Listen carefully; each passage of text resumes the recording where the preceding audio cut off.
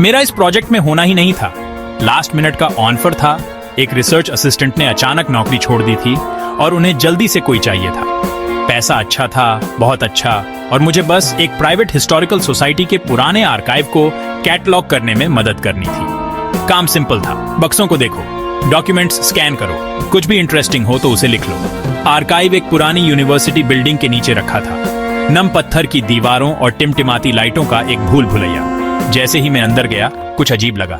मुझे वहां से चले जाना चाहिए था। पहले तो ये बस एक बेसमेंट था। फूली हुई किताबें, पुराने खत, पीली पड़ चुकी तस्वीरें। लेकिन जितना अंदर गया, डॉक्यूमेंट्स उतने ही अजीब होते गए।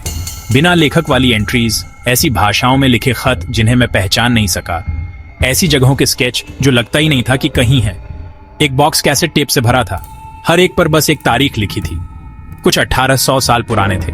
मैंने सोचा कि उन पर गलत लेबल लगा होगा, जब तक मैंने एक नहीं चलाया।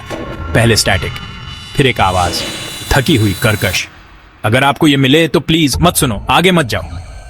फिर एक ऐसी आवाज जो मैं बता नहीं सकता, एक गहरी कराहने जैसी आवाज, जैसे कोई जाग रहा हो। और फिर सन्नाटा। मैंने टेप बंद कर दिया और वहीं बैठ गया।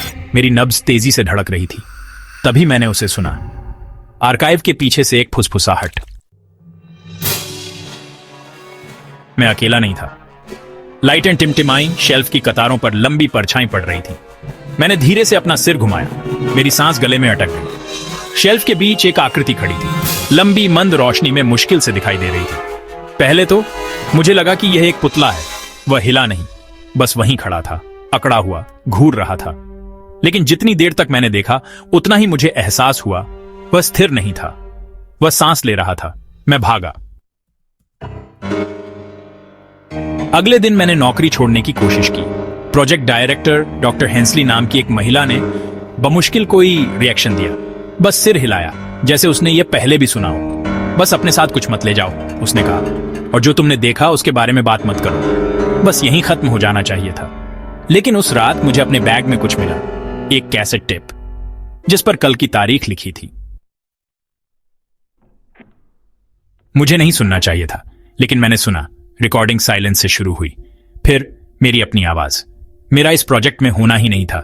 हर शब्द बिल्कुल वैसा ही जैसा मैंने बोला था, जैसे कोई कुछ मेरे विचारों को रिकॉर्ड कर रहा हो। फिर आखिर में एक और आवाज, मत जाओ, एक गहरी कराने जैसी आवाज, फिर सन्नाटा।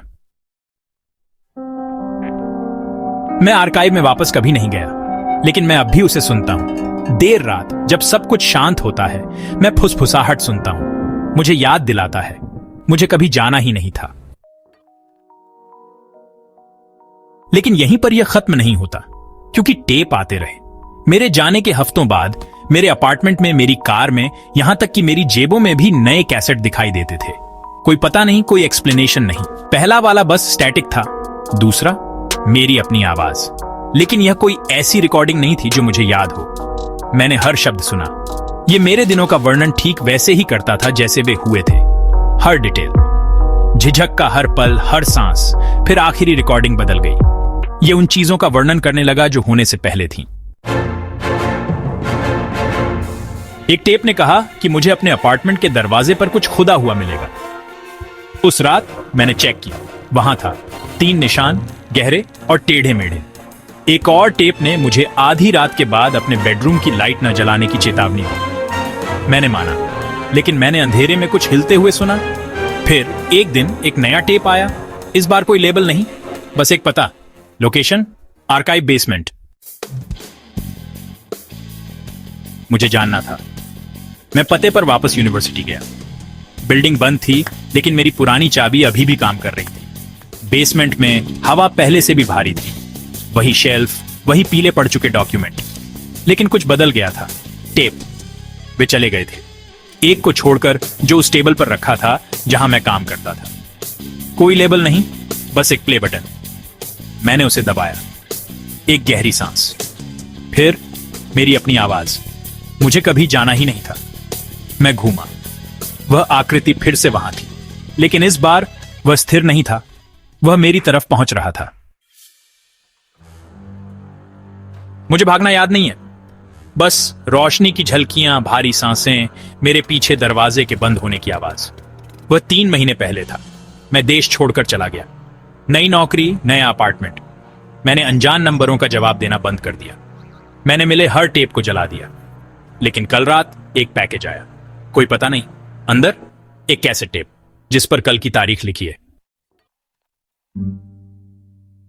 मुझे नहीं पता कि उस पर क्या है, मैं जानना नहीं चाहता, लेकिन मैं कुछ सुन सकता हूं।